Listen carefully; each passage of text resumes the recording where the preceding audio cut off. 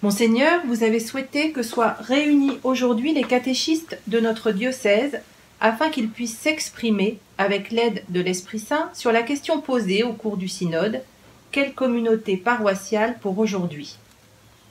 Pour accompagner notre réflexion, vous avez accepté de nous éclairer, à travers la lettre à Diognète, sur le caractère particulier du christianisme, mais aussi sur la place singulière des chrétiens dans le monde. Alors bonjour à tous, tout d'abord je suis désolé de ne pas pouvoir être avec vous pour cette journée, mais j'étais convié à une rencontre avec le pape François, j'ai trouvé difficile de dire non. Par contre donc effectivement, dans le cadre du synode, je vous ai proposé à tout le diocèse de prendre comme référence, parmi d'autres, mais cette fameuse lettre dite de la lettre à Diognète, qui est donc un texte des premiers siècles, qui est magnifique, qui est très connu, et qui veut décrire la vocation des chrétiens dans le monde. Alors peut-être, je me permets d'en lire quelques passages au début, simplement comme introduction. Il est dit « Les chrétiens ne se distinguent des autres hommes ni par le pays, ni par le langage, ni par les coutumes, car ils n'habitent pas des villes qui leur soient propres, ils n'emploient pas un dialecte extraordinaire, leur genre de vie n'a rien de singulier. Donc les chrétiens sont comme tous les autres dans le monde, dit le texte. Ils habitent des cités grecques, les cités barbares, suivant le destin de chacun. Ils se conforment aux usages locaux pour les vêtements, la nourriture et le reste de l'existence, tout en manifestant des lois extraordinaires et vraiment paradoxales dans leur manière de vivre. Alors ce qu'il dit, c'est que, ils sont à la fois dans le même monde que les autres, sans distinction, et pourtant manifestent des lois extraordinaires et paradoxales. Et ces lois sont celles, bien entendu, du Christ et de l'Évangile. Il est dit un peu plus loin, cette formule magnifique, que les chrétiens sont à la fois, ils passent leur vie sur la terre, et ils sont citoyens du ciel. Alors, qu'est-ce que ça touche ? D'abord, ça rejoint les propos de Saint Jean, dans l'évangile de Saint Jean, quand la fameuse prière de la dernière scène, quand il dit « Je prie pour, non pas qu'il soit retiré du monde, mais qu'il soit gardé du mauvais ». Et il y a toute cette réflexion, c'est comment être dans le monde, de la même manière que Dieu vient dans le monde, que Dieu aime le monde. On n'a pas à fuir le monde, autrement dit, mais sans lui appartenir. Et c'est toute cette tension que nous avons à porter et à assumer, et qui est pourtant le lieu même de la transformation du monde, et le lieu même de notre témoignage de chrétien. Alors cela touche, je vais évoquer quelques points, cela touche d'abord la juste compréhension de ce qu'on appelle, des sacrements d'initiation chrétienne. C'est-à-dire le baptême, la confirmation et l'Eucharistie.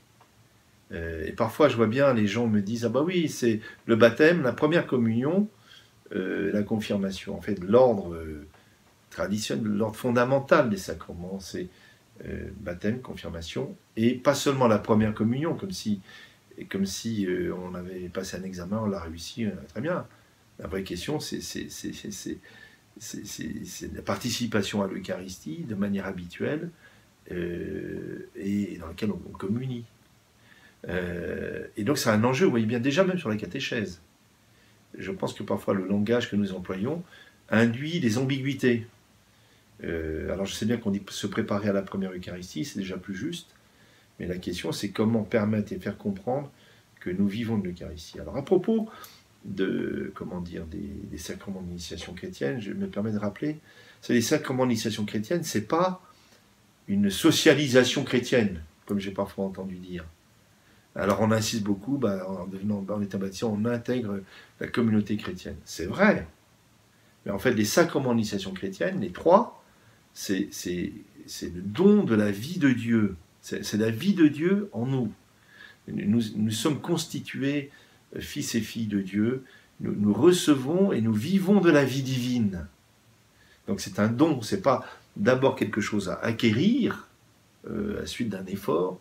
C'est une vie que nous recevons Et nous le croyons dans la foi, à travers les sacrements, qui nous établissent dans la vie divine. Et la meilleure image, elle a sa limite que je me permets d'employer, c'est, je le fais souvent avec des futurs confirmants, c'est l'arbre et les racines. Vous savez, un arbre a des racines. Il est planté en terre, et les racines, qui permet à l'arbre de vivre, à la vie divine de vivre, la sève de rentrer dans l'arbre, de le faire grandir. S'il n'y a pas de racines, l'arbre n'existe pas, il meurt. Donc nous sommes, par les sacrements du sacrement, plantés en Dieu, pour vivre de Dieu, pour vivre de la vie de Dieu. Et donc, je vous donne un exemple, j'y suis très frappé encore. On a parfois limité, je pense au sacrement de confirmation, sacrement de l'engagement, au point que parfois on disait, si on n'est pas engagé, on ne peut pas être confirmé, quoi. Alors il y a quelqu'un qui dit, mais mon jeune ado, il n'est pas prêt à la confirmation. Est-on prêt à la confirmation? On ne l'est pas, ce n'est pas une question, je dirais, d'engagement. C'est le contraire, justement. Le don de l'Esprit Saint, en l'occurrence, nous est donné pour que nous puissions être témoins. Mais il est premier par rapport à l'engagement. C'est lui qui permet l'engagement. Et donc, dès que quelqu'un est attaché au Christ, veut le suivre modestement, il peut recevoir le sacrement de confirmation. Ce n'est pas une question, je dirais, d'engagement de type moral. Et donc aujourd'hui, voilà. Alors l'incidence de tout cela, vous avez bien compris donc que c'est la vie de Dieu en nous. Et donc comment nous devons laisser déployer cette vie divine en nous au milieu du monde. Et ça a une première incidence que je me permets de vous rappeler, c'est le texte du Concile quand il dit que tout baptisé, tout chrétien, quelle que soit sa fonction, sa mission, est appelé à la sainteté. Alors qu'est-ce que ça veut dire? C'est ce qu'on appelle l'appel universel à la sainteté, qui est au cœur du document sur l'Église. Et c'est pas une espèce de saupoudrage spirituel, quand il fallait bien mettre une petite note. Non, à partir du moment où on définit l'Église comme le mystère de l'amour de Dieu, on définit même l'Église comme sacrement du salut, c'est-à-dire présence de Dieu dans le monde, et qu'on définit l'Église comme sainte, non pas qu'elle est faite d'hommes pécheurs, la preuve, nous, d'hommes limités, de femmes limitées, de pécheurs que nous sommes, n'empêche qu'elle porte la sainteté de Dieu. Donc l'appel à la sainteté est commun. C'est-à-dire que demander à un catéchumène, veux-tu être baptisé, c'est exactement la même chose que lui demander, est-ce que tu veux bien être saint? Et la sainteté, qu'est-ce que c'est?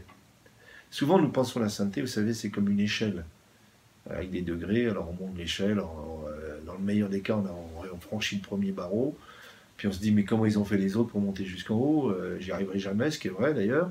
Pas du tout ça, la sainteté. La sainteté, c'est la vie de Dieu en nous que nous avons reçue, dans laquelle nous sommes renouvelés à chaque Eucharistie. Et donc, il s'agit non pas d'acquérir la sainteté, mais de la laisser se déployer comme un germe, comme une graine qui est plantée dans notre vie.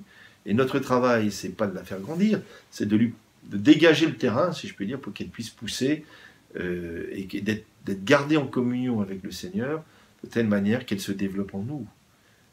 C'est la perfection de la charité, au sens que la charité de Dieu que nous avons reçue se déploie en nous. Alors, j'insisterai encore sur quelques points. Donc, chrétiens dans le monde. Des lois, dit le texte, extraordinaires, paradoxales par rapport au monde, dont nous essayons de vivre. On dit aussi que nous sommes citoyens du ciel, mais nous vivons sur la terre. Mais ça veut dire, par exemple, la vie éternelle, c'est pas une promesse pour après la mort. On n'est pas ici sur terre comme si on était dans une salle d'attente, et on attend comme on peut, et puis on passera au ciel après. Non, ça veut dire que la vie divine, la vie du ciel, pour parler, nous l'avons déjà reçue, même si elle n'est pas encore totalement déployée. Elle se déploiera quand on sera face à face avec le Seigneur. Mais déjà, elle est en nous et nous avons à en vivre. Alors, j'ai pensé que ça avait au moins deux conséquences et qui touchent directement notre synode. Cela veut dire qu'au fond, les chrétiens vivent autrement. Dans le monde. Autrement, nous vivons hors du monde. Il ne s'agit pas de vivre hors du monde, mais il s'agit de vivre dans le monde, mais autrement, selon des règles qui sont le fruit de notre attachement au Christ, et qui transforme le monde. Vous voyez, et donc, ça a des incidences très concrètes, je pense, hein, bien sûr dans notre comportement moral autant qu'il est possible, mais aussi dans la relation aux gens, dans la relation à l'espace et au temps.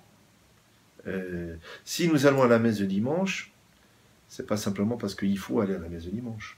C'est parce que nous voulons vivre de la vie divine, mais du coup ça a une incidence dans l'organisation de notre temps, vis-à-vis de nos proches. Et moi-même, je me souviens quand j'ai redécouvert l'importance, quand j'avais 18 ans, de la vie communautaire, enfin de la vie ecclésiale, et entre autres de l'Eucharistie, j'ai commencé à organiser mon temps.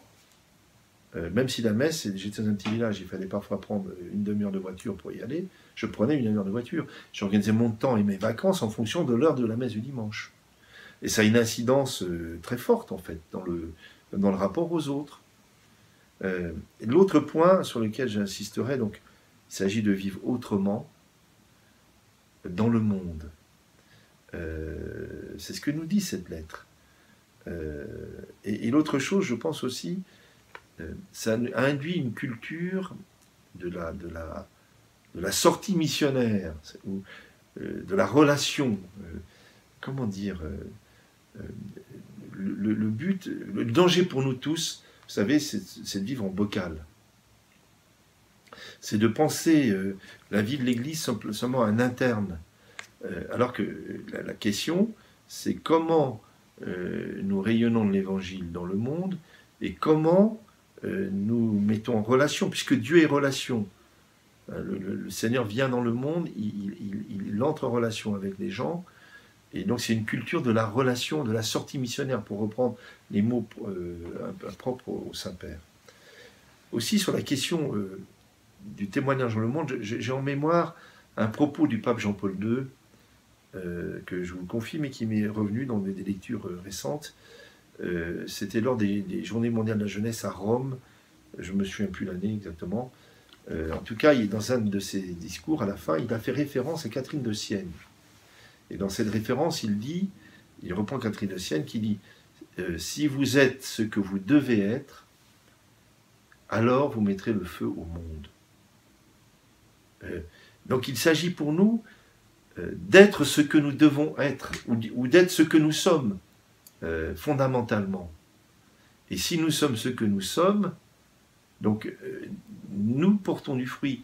Et comment dire, donc il ne s'agit pas d'abord, l'enjeu du synode, c'est pas de savoir à quelle heure on aura la messe ou pas la messe. C'est pas de savoir si on aura toujours la messe dans mon village, à tel endroit.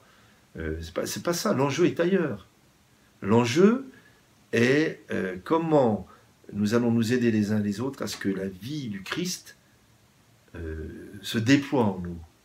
Au fond, comment susciter entre nous, les uns avec les autres, un élan de sainteté. Et donc, ce n'est pas d'abord une question d'organisation. Alors, il faut sans doute organiser les choses, mais c'est l'organisation parfaite n'existant pas. Puis, il y a des choses dans lesquelles on n'a pas de solution, on n'en aura pas. Et l'autre enjeu pour moi du synode, c'est la question de la capacité à se mettre en relation avec des gens différents de nous. Je pense en fait au texte que nous avons lu à Pâques, la nuit de Pâques. Si vous vous souvenez, la Vigile pascale, l'évangile de cette année dans Saint Marc, l'ange dit aux femmes dans le tombeau, allez dire à mes frères et à Pierre, à mes disciples, que je les attends en Galilée, que là ils me verront, que je les précède en Galilée. C'est-à-dire souvent nous pensons, nous, qu'il faut d'abord faire une expérience très forte du Christ, et puis dans un second temps, on va peut-être y aller missionnaire. En réalité, ce que dit l'Écriture, c'est que déjà, il nous précède, il est déjà sorti, il n'est plus dans le tombeau, quoi. Il est déjà sorti. Il est déjà parti. Et nous le rencontrerons que si nous sortons. Et cela veut dire au concret que la foi ne se grandit que quand on la transmet. Et ce n'est pas d'abord une question de discours, c'est une question de comportement. Et donc, je vous invite à méditer cela, à méditer ce texte, en particulier de cette lettre à Diognète, Merci à tous, puis dans la joie de vous revoir.